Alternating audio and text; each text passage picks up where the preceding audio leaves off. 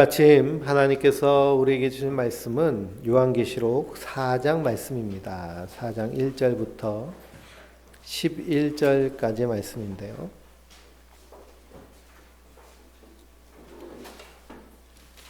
(4장) 1절부터 11절까지 한 목소리로 같이 읽겠습니다. 신약성경 403페이지에 있는 말씀입니다. 이 일 후에 내가 보니 하늘에 열린 문이 있는데 내가 들은 바 처음에 내게 말하던 나팔소리 같은 그 음성이 이르되 이리로 올라오라. 이후에 마땅히 일어날 일들을 내가 내게 보이리라 하시더라. 내가 곧 성령에 감동되었더니 보라, 하늘에 보좌를 베풀었고 그 보좌 위에 앉으신 이가 있는데 앉으신 이의 모양이 벽옷과 홍복석 같고 또 무지개가 있어 보좌에 둘렀는데 그 모양이 녹보석 같더라. 또 보좌에 둘러 24장로들이 있고 그 보좌들 위에 24장로들이 흰옷을 입고 머리에 금관을 쓰고 앉았더라. 보좌로부터 번개와 음성과 우레소리가 나고 보좌 앞에 금 등불이 일구 있으니 이는 하나님의 일곱 영이라. 보좌 앞에 수정과 같은 유리바다가 있고 보좌 가운데 보좌 주위에 네 생물이 있는데 앞뒤에 눈들이 가득하더라. 사자 같고 그 둘째 생물은 송아지 같고 그 셋째 생물은 얼굴이 사람 같고 그 넷째 생물은 날아가는 독수리 같은데 이 생물은 각각 6날개를 가졌고 그 안과 주위에는 눈들이 가득하더라. 그들이 밤낮 쉬지 않고 이르기를 거룩하다 거룩하다 거룩하다 주 하나님 전능하신 이여, 전에도 계셨고 이제도 계셨고 장사 오실 이시라 하고 그 생물들이 보좌에 앉으사 세세토록 살아계시는 이에게 영광과 존귀와 감사를 돌릴 때에 24장로들이 본제에 앉으신 이 앞에 엎드려 세세토록 살아계시는 이에게 경배하고 자기의 관을 보좌 앞에 드리며 이르되 우리 주 하나님이여, 영광과 존귀와 권능을 받으시는 것이 합당하오니 주께서 만물을 지으신지라. 만물이 주의 뜻대로 있었고 또 지으심을 받았나이다 하더라. 아멘. 할렐루야.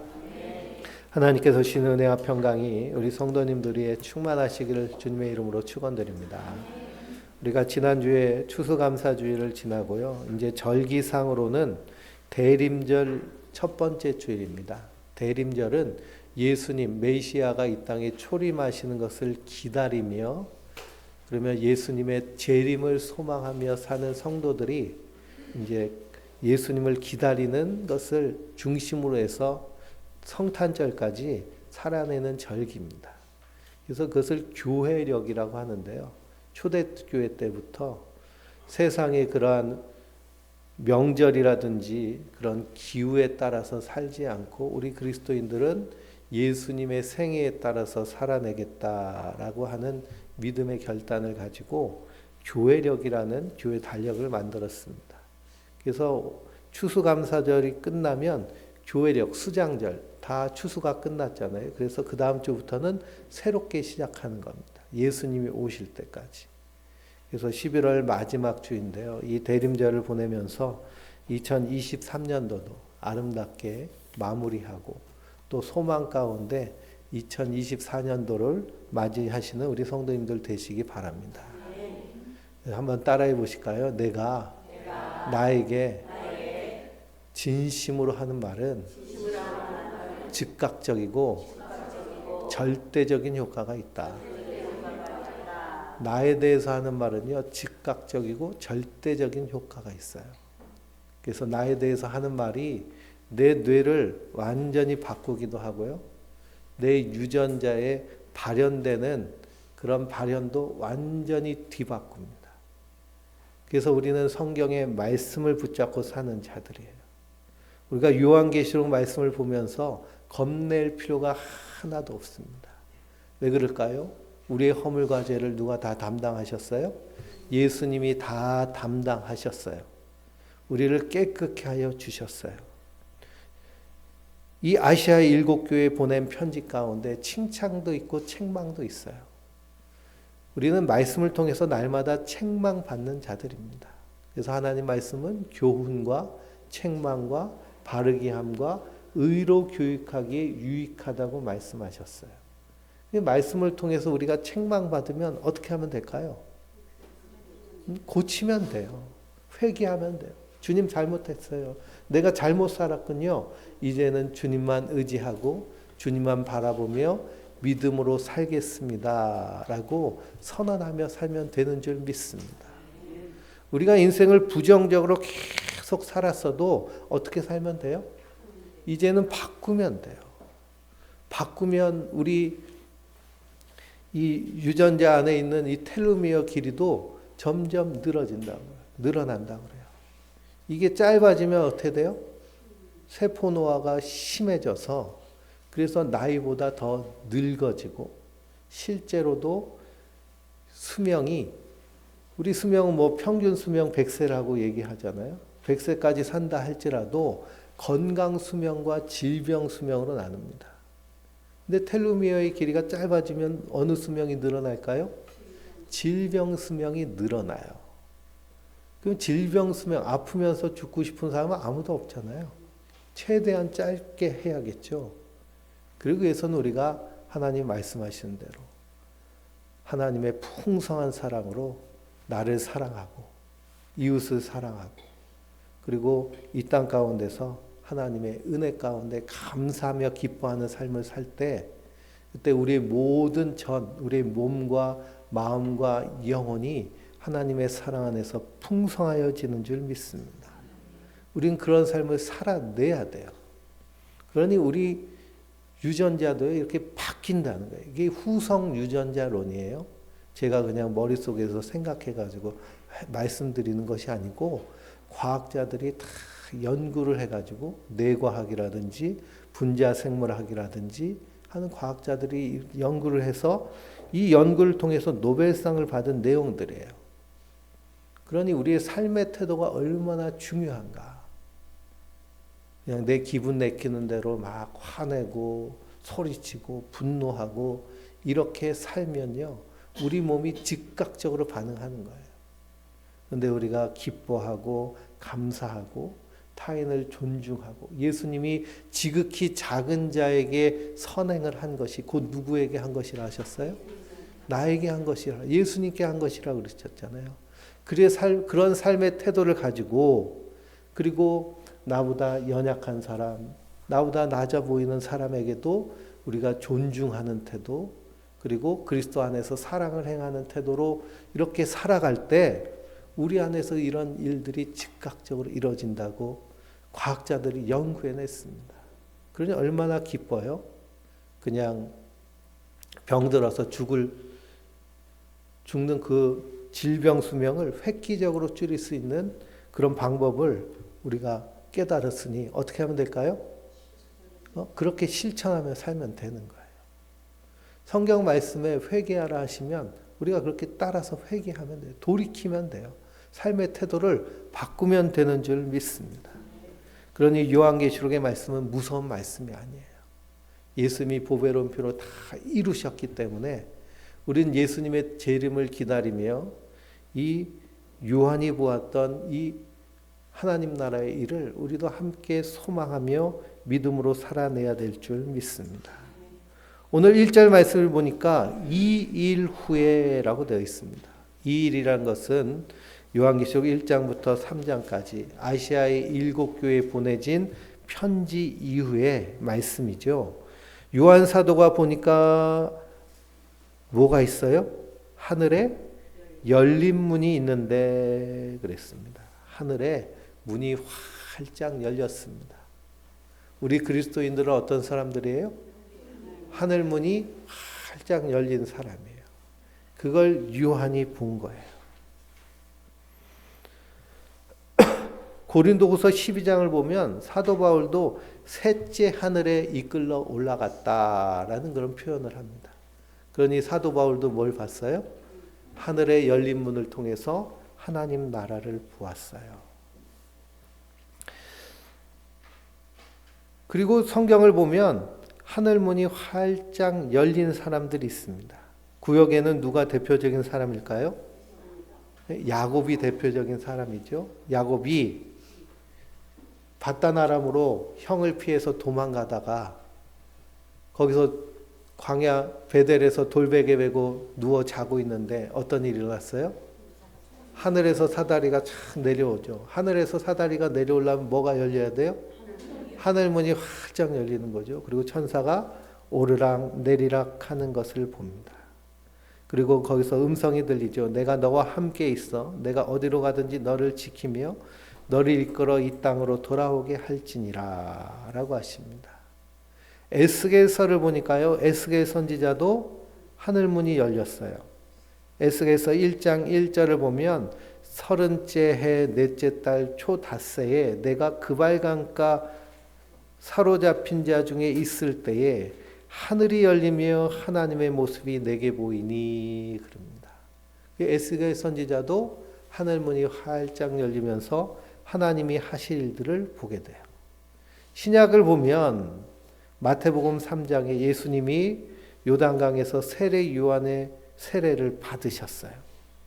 예수님이 세례를 받으시고 물 위로 올라오실 때 하늘이 열리고 하나님의 성령이 비둘기같이 내려 자기 위에 임하심을 보더니 하늘에서 소리가 있어 말씀하시되 이는 내 사랑하는 아들이요 내 기뻐하는 자라 하시니라 하셨습니다. 그래서 예수님은 자신을 가리켜서 요한복음 10장 7절에 내가 진실로 진실로 너희에게 말하노니 나는 양의 문이라 라고 하십니다. 그러니까 예수님이 양의 문이시고 예수님이 하늘 문이신 거예요. 사도행전 7장을 보면 스데반 집사님이 돌에 맞아 순교하실 때 스데반이 성령 충만하여 하늘을 우러러 주목하여 하나님의 영광과 및 예수께서 하나님 우편에 서신 것을 보고 말하되 보라 하늘이 열리고 인자가 하나님 우편에 서신 것을 보노라 라고 하십니다. 이 스데반 집사님도 하늘 문이 활짝 열리고 거기서 보좌에 계신 하나님 예수님을 보게 돼요. 그런데 야곱이나 에스겔이나 스데반 집사님이나 하늘문이 열렸을 때 그분들의 상황은 어땠느냐 하면 앞뒤가 다 막혀 있었어요. 그러니 앞뒤가 다 막혀 있어도 성도는 두려워할 것이 없는 것이 어디가 열려 있어요? 하늘문이 활짝 열려 있는 줄 믿습니다. 구약의 성도들, 신약의 성도들은 다 하늘문이 열려 있는 사람들이에요. 그래서 빌라델피아 교회를 향해서 예수님은 내 앞에 열린 문을 두신다라고 말씀하셨어요. 빌라델피아 교회는 칭찬을 받았잖아요. 작은 능력을 가지고 인내의 말씀을 지킨 거예요. 인내의 말씀, 그리스도의 언약의 말씀을 붙잡고 사는 자들. 예수님만 의지하고 예수님이 인도하신 그 인도하는 길을 따라 걸어가는 자들. 그 사람 앞에 예수님이 열린 문을 두셨다고 말씀하셨어요. 그러니 예수 믿는 믿음으로 사는 성도는요. 뭐가 열려 있어요? 하늘문이 활짝 열려 있어요. 그래서 아침에 눈을 뜨면서 항상 고백하시기 바랍니다. 아, 나는 하늘문이 열린 사람이다. 나는 하늘문이 열린 사람이에요. 왜 그러냐? 그리스도의 보배로운 피로 우리를 깨끗하게 씻으고 그리고 그리스도께서 그 하늘문을 활짝 열어주셨기 때문입니다. 우리가 요한계시록 읽어보면서요. 두려워하는 이유가 환란에 대한 이야기가 많이 나오기 때문이에요. 7년 대환란. 그렇죠? 7년 대환란. 그래서 7년 대환란이 임하기 전에 휴거받지 못하면 그 7년 대환란의 환란을 당해야 거기서 인내하고 참아야 구원받는다라는 이런 소리를 많이 들어왔어요. 그런 얘기 들어보셨죠? 휴거받지 않으면 7년 환란을 당한다고. 성경에 그런데 그런 얘기가 있을까요? 성경에 그런 얘기가 없어요. 천국에 내 집, 네 집이 있는데 내 집은 초가집이고 네 집은 기와집이다. 이런 얘기가 성경에 있나요? 성경에 없어요. 하나님 나라는 그런 나라가 아니에요. 빈부의 격차가 있는 나라가 천국이면 우리가 갈 필요가 있을까요?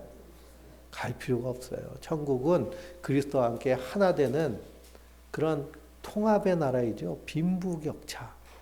그리고 자기의 행한 대로, 자기의 노력한 대로, 수고대로 상을 받아 누리는 그런 나라가 아니에요. 그리스도의 은혜로 받는 나라. 그래서 값없이 와서 그 물과 젖을 사라고 말씀하시잖아요. 값없이 주신 은혜로 우리는 하나님 나라 백성이 된 줄 믿습니다. 근데 세대주의 종말론자들, 그래서 80년대 페이시 콜레라는 사람이 내가 본 천국이라는 책을 가지고 미국에서 히트를 치고 한국으로 넘어와서 한국에서도 히트를 쳤어요. 내가 천국에서 가서 봤더니 내 집도 있고 네 집도 있는데 막 그러면서 집 얘기들 나오고, 그 다음부터 이제 천국 지옥 갔다 왔다는 사람들이 간증하는 것을 보면 다 뭐가 빠지지 않아요? 집이 빠지지 않아요. 집이. 그럼 왜 그게 계속 집이 나올까요? 이 페시콜레 계속 암시하기 때문에 그래요. 암시하기 때문에. 우리 무의식 가운데 그 뿌리에 이렇게 자리 잡혀서. 성경은 그런 말씀이 없는데, 네 집 내 집 있는데 우리도 다 집, 좋은 집 살고 싶지 않아요, 이 땅에서. 집 없는 서름들 한 번씩 다 겪어보셨잖아요. 그러니 이 집에 대한 소망이 큰데, 천국에서 집 얘기하니까 천국은 영원히 살아야 되는데 집이 후지면 안 되지 그러면서 경쟁을 부추기고, 그리고 거기서 잘못된 그런 신앙관을 갖게 만듭니다. 그러니 92년도에 다미 선교회는 92년 10월 23일 날 예수님이 오신다고 그렇게 광고를 해서 다 거기 선교회 다니는 사람들은 세마포 맞춰 입고 영시 예배 드리고 그랬거든요. 그 하얀 세마포도 누가 맞춰 주셔야 돼요? 예수님이 입혀 주셔야 되는 거예요. 우리가 맞춰 입을 수 있는 옷이 아닌 거예요. 그러니 하나님의 세상과 이 세상과의 그 격차를 분별하지 못하고 동일시하면 우리가 말씀을 보는데 실패하게 됩니다. 그러니 하늘의 열린 문이라는 것도 결국에는 예수 그리스도의 언약을 붙잡고 사는 사람은 하늘 문이 활짝 열린 사람들인 줄 믿습니다. 그러면 이 하늘 문은 언제 닫혔을까요? 하늘 문은 언제 닫혔을까요? 아담과 하와가요, 선악과를 따먹고 죄가 이 땅에 들어올 때 아담과 하와를 내보내셨잖아요. 그리고 생명나무로 가는 길을 막으셨습니다. 천사들이 불칼을 가지고 거기를 막아요. 그리고 하나님의 영이 그 에덴 동산을 이렇게 순찰하시면서 아무도 들어오지 못하게 닫아버리셨어요. 근데 그 닫힌 문을 여신 분이 그리스도신 줄 믿습니다. 사도행전 10장을 보면 사도 베드로가 욥바에서 옥상에서 기도하다가 비몽사몽 중에 환상을 봅니다. 그도 하늘문이 어떻게 됐을까요? 하늘문이 열렸어요. 근데 베드로에게서는 하늘문이 열렸는데 거기서 뭐가 내려와요? 바구니가 내려와요. 이 바구니가 내려오더니 거기 뭐가 담겨져 있어요? 율법에는 먹지 말라고 하는 그런 동물들이 가득 담겨져 있어요. 돼지부터 해가지고 뱀, 뭐 그런 것들. 그리고선 하늘에서 음성이 들리는데 뭐라고 해요? 잡아먹어라. 그러십니다. 잡아먹어라. 그랬더니 베드로가 펄쩍 뛰면서 나는 율법 지키는 사람이기 때문에 이런 거 먹지도 않고요. 먹은 적도 없습니다. 이렇게 거부를 해요. 그랬더니 하나님 뭐라고 그러세요? 내가 깨끗하다고 한 것을 네가 더럽다고 하느냐, 속되다고 하느냐 그러십니다. 그리고 베드로는 이 하늘문이 열리는 환상을 통해서 고넬료의 집에 가서 이방인에게 세례하고 성령이 임하시는 것을 봅니다. 하늘문이 열리면요, 우리 안에 있는 알량한 율법주의가 깨져요. 자기가 안다고 하는 그런 말씀의 지식도요, 철저하게 무너지고 하나님의 말씀을 있는 그대로 붙잡고 살게 되는 줄 믿습니다. 그러니 우리 그리스도인들은 하늘문이 활짝 열린 사람들이에요. 그러면 우리 요한 사도가 본 하늘문 안에는 어떤 모습이 있을까요? 2절 말씀해 보니까 내가 곧 성령에 감동되었더니 보라 하늘의 보좌를 베풀었고 그 보좌 위에 앉으신 이가 있어요. 우리가 성령에 감동되었을 때 하나님의 보좌와 하나님을 보게 되는 줄 믿습니다. 3절 보니 그 모양이 어때요? 벽옥과 홍보석 같고 또 무지개가 있어 보좌를 둘렸는데 그 모양이 노보석 같더라 그랬습니다. 그러니 이 보좌에 앉으신 분은 하나님이십니다. 하나님이신데 이 요한은 무엇으로 표현을 해요? 보석으로 표현을 해요. 그럼 하나님이 보석이신가요? 하나님이 보석이라는 말이 아닙니다. 보석과 같다라는 상징적인 표현이죠. 성경의 특히 요한계시록에 있는 표현들을 사진처럼 봐서는 안 돼요. 상징에서 그 의미와 뜻을 찾아야 돼요. 그 의미와 뜻은 어디서 찾아야 되느냐? 말씀을 통해서 찾아야 돼요. 아무개가 풀었다, 아무개가 말한 것은 맞지 않아요. 성경에서 말하는 것이 맞는 거예요. 그러니 보좌에 앉으신 분은 하나님이신데요. 보석이라는 말이 아니라 보석의 특징은 아름답고 변하지 않고 귀하다는 의미를 가지고 있는데요. 하나님의 보좌, 하나님이라는 분은 그런 분이시라는 거예요. 불변하시는 분. 한번 말씀하시면 그 말씀을 반드시 이루시는 분. 그래서 우리가 구약 성경을 쭉 읽어보면 말씀대로 된다는 표현들이 상당히 많이 나옵니다. 하나님이 말씀하시면 어떻게 돼요? 그대로 되는 거예요. 빛이 있으라 하시니 빛이 있으시니. 그래서 하나님의 말씀대로 되는 것, 그것이 바로 보석의 의미이고 하나님의 상징입니다. 거기에 무엇이 둘려 있어요? 무지개가 보좌에 둘러져 있습니다. 무지개를 요즘은 누가 많이 사용해요? 동성연애자들이 많이 상징하잖아요. 그래서 성경에 무지개가 있으니까 이건 동성애의 상징일까요?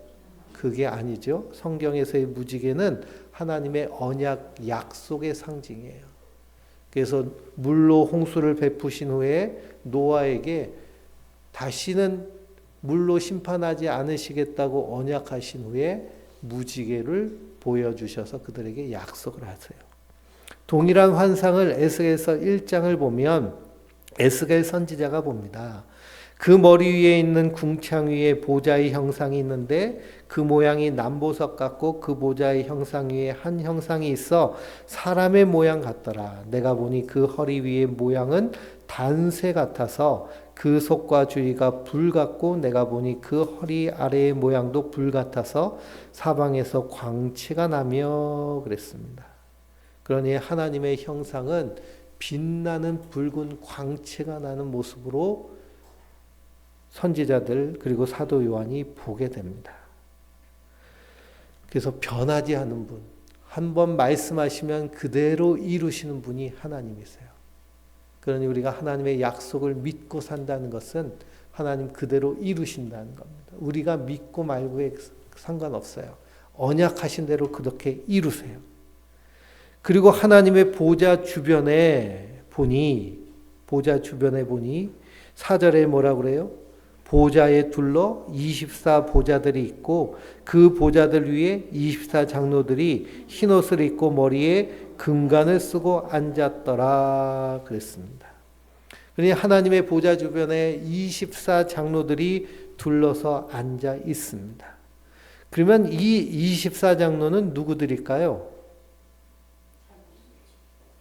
천사들일까요? 사람들일까요? 그래서 이걸 뭐 천사라고도 얘기도 하고 뭐 택한 백성들 특히 뭐 순교자라고 얘기도 하고 그건 성경에 없는 얘기입니다. 마태복음 19장 28절을 보면 예수께서 이르시되 내가 진실로 너희에게 이르노니 세상이 새롭게 되어 인자가 자기 영광의 보좌에 앉을 때 나를 따르는 너희도 12보좌에 앉아 이스라엘 12지파를 심판하리라 라고 말씀하십니다. 이 말씀은요, 부자 청년이 예수님께 왔어요. 어떻게 하면 영생을 얻을 수 있습니까? 예수님이 그 청년을 사랑하셔서 내 재산을 다 팔고 나를 따라와라. 가난한 사람에게 나눠주고 나를 따라와라. 그 청년이 근심하며 돌아갔어요. 그때 예수님께서 말씀하시기를 부자가 천국에 들어가는 것이 낙타가 바늘길을 들어가는 것보다 어렵다. 그러니까 낙타가 바늘길에 들어가는 것이 쉽다고 말씀하세요. 이 제자들이 놀라서 질문을 합니다. 누가 구원을 받을 수 있습니까?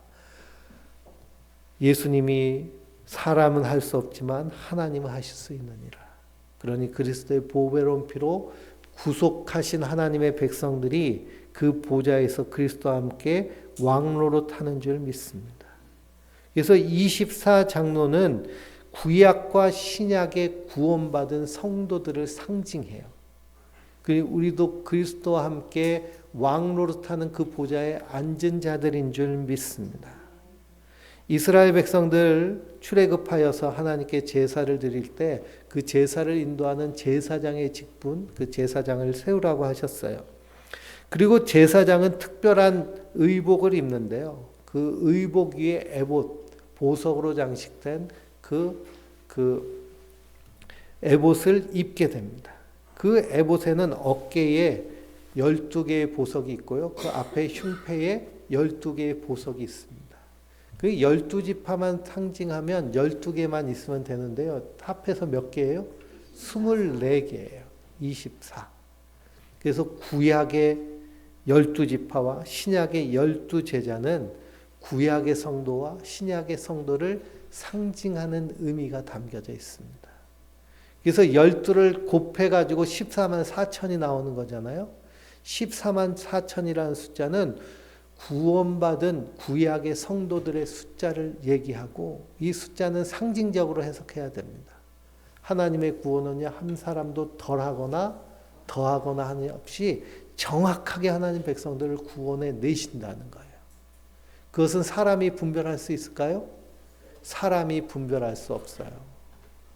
우리가 알곡과 가라지를 우리가 분별할 수 없어요. 그래서 예수님이 뭐라고 하세요? 가만 두어라 하시잖아요. 마지막 심판의 때에 알곡은 곳간에 두고 가라지는 불타는 풀무에 집어넣으리라 라고 말씀하십니다. 그래서 요한계시록 3장 21절을 보면 라오디게아 교회에 하시는 말씀이 있어요. 이기는 그에게는 내가 내 보좌에 함께 앉게 하여 주기를 내가 이기고 보좌 앞에 함께 앉은 것 같이 하리라 라고 하셨습니다. 그런 이기는 자는 어떤 자일까요? 예수님의 믿는 믿음을 끝까지 지키고 인내의 말씀으로 살아내는 자들인 줄 믿습니다.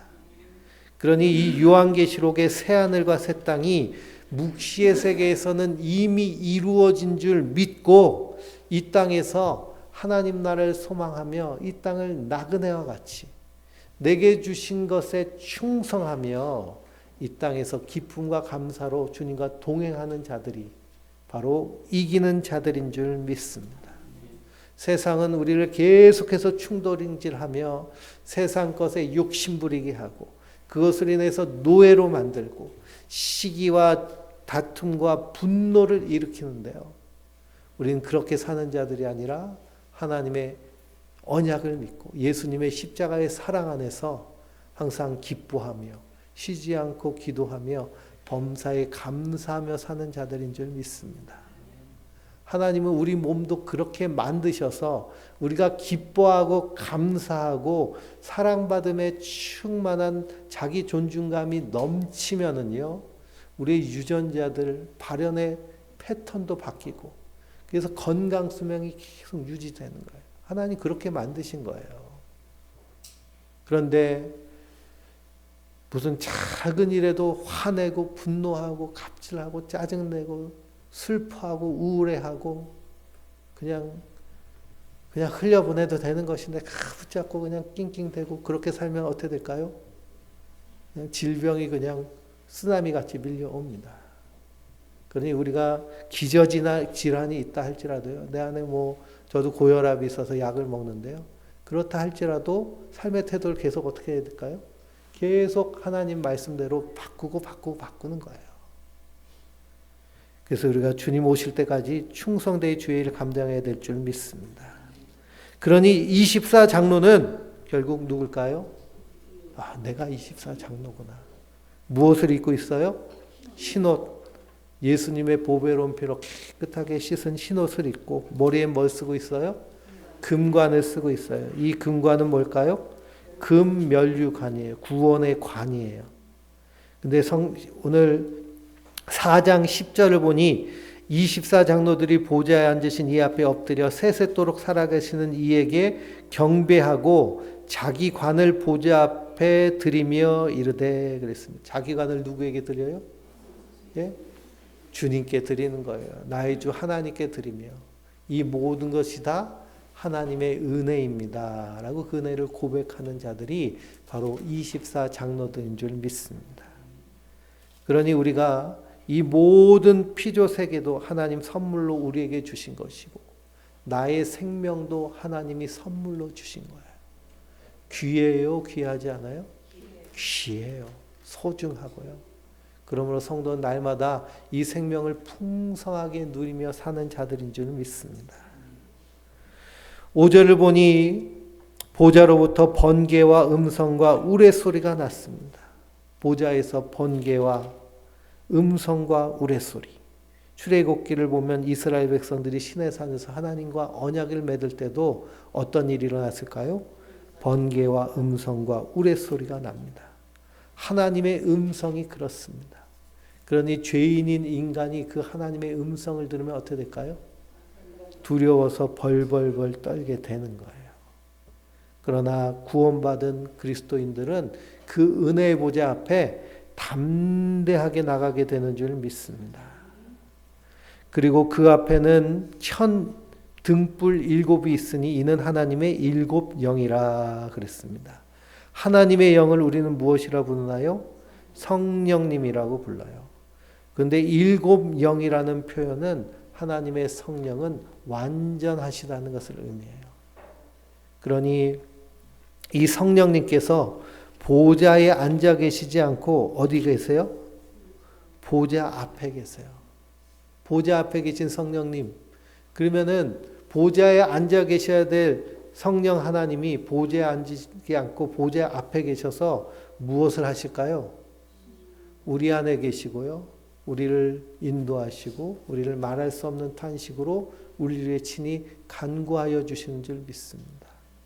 그게 하나님의 낮아지심이에요. 하나님의 영을 우리에게 주셔서 우리로 성전 삼으신 거예요. 그러니 보좌 앞에 등불이 있는 것입니다. 그리고 6절을 보니 보좌 앞에 수정과 같은 유리바다가 있고 보좌 가운데 보좌 주위에 4 생물이 있으니 앞뒤에 눈들이 가득하더라 그랬습니다.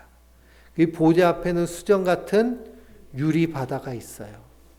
이 말씀이 어디에도 나올까요? 출애굽기에도 나오고요. 에스겔서에도 나옵니다.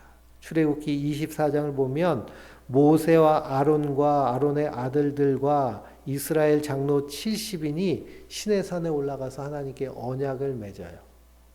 언약을 맺는데 이스라엘의 하나님을 보니 그의 발 앞에 청옥을 편듯하고 하늘같이 청명하더라라는 그런 표현이 나와요. 청옥. 파란 옥이죠. 그걸 다르게 보면 뭐로 볼 수 있을까요? 유리바다로 볼 수 있어요. 바다는 파란색이죠. 그리고 유리는 반짝반짝 빛난 평평한 것입니다. 하나님 보좌 앞에는 유리바다 같이 이렇게 펼쳐져 있는 거예요. 우리가 한번 상상해 볼 수 있겠죠. 그리고 하나님이 이스라엘 자손들의 존귀한 자들에게 손을 대지 아니하셨고 그들은 그리스도의 보배로운 피를 받지 않았기 때문에 심판하시면 즉사하는 것인데 하나님이 그들을 이렇게 용납하셨어요. 그리고 그들은 하나님을 뵙고 먹고 마셨더라라고 되어 있습니다. 이게 천국의 모형이에요. 그리고 우리는 하나님 보좌 앞에서 먹고 마시는 그런 은혜와 권세를 주신 줄 믿습니다.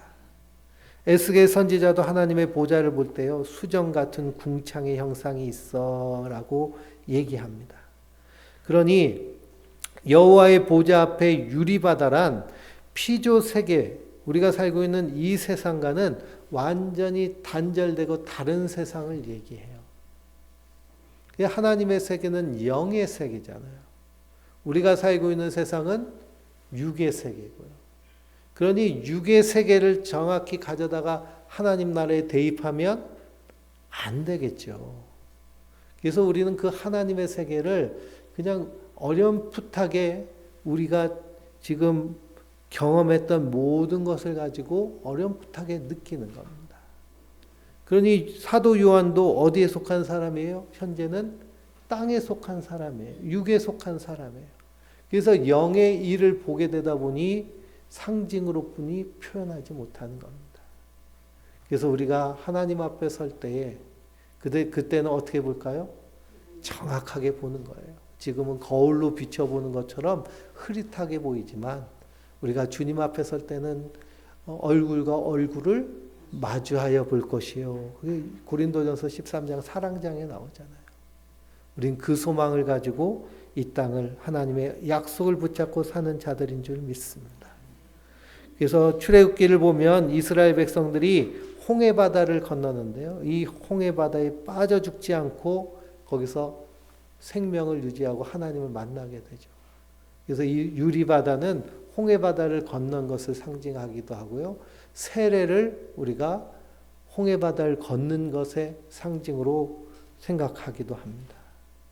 그리고 그 유리바다 같은 것이 있고 짐승이 있는데요. 짐승이 몇 개가 있어요? 4짐승이 있습니다. 4짐승이 있는데 짐승의 모습이 다 특이하죠. 4생물이 있는데 첫째 생물은 사자 같고 둘째 생물은 송아지 같고 넷째 생물은 얼굴이 사람 같고 그 넷째 생물은 날아가는 독수리 같다라고 그랬습니다. 이것은 이 유대인들의 그 기록 가운데는 하나님이 창조하신 창조의 으뜸들의 생물이라고 얘기해요. 그래서 사자를 백수의 왕이라고 하고요. 소는 가축 중에 최고로 치죠. 그리고 하나님이 창조하신 창조 생물 중에 가장 탁월한 것이 사람이고요. 하늘을 나는 새들 중에 누가 제일 강력한가요? 독수리가 가장 강력하죠.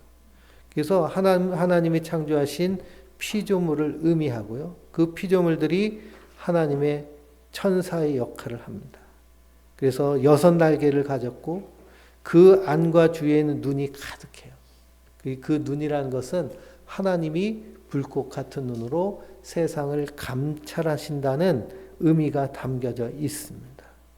그래서 이런 비슷한 환상을 또 누가 봤을까요? 이사야 선지자가 봅니다. 이사야 선지자가 요시야 왕이 죽던 해에 성전에서 기도하는데요.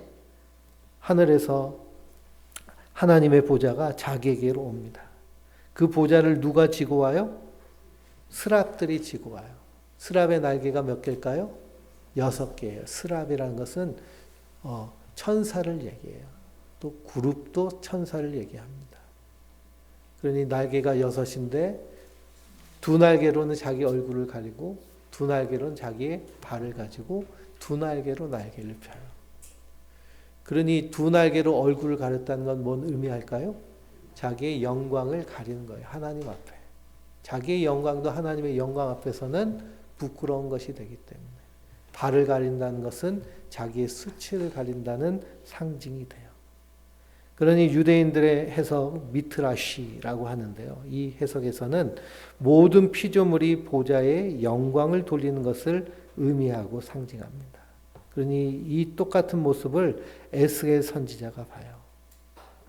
그러니 이 세상 모든 피조물은 누가 만드셨어요? 하나님이 만드셨기 때문에 하나님이 주인이십니다. 그 하나님이 영광 받으시는 거예요. 그래서 이 4생물도 8절에 보니까 하나님을 찬양하죠. 뭐라고 찬양해요? 거룩하다, 거룩하다, 거룩하다. 주 하나님 곧 전능하시니요. 전에도 계셨고 이제도 계시고 장차 오실 이시라 라고 하고 영광과 존귀와 감사를 하나님께 올려드립니다. 그 보좌에 함께 앉아 계신 분이 바로 일찍 죽임을 당한 하나님의 어린 양 그리스도세요. 24장로들이 자기 관을 그 주님께 올려드리면서 모든 영광과 찬양을 주님께 드립니다. 우리 성도들이 그런 자들이에요. 우리는 하늘문이 활짝 열려서 이 하늘을 소망하며 이 땅을 믿음으로 사는 자들입니다.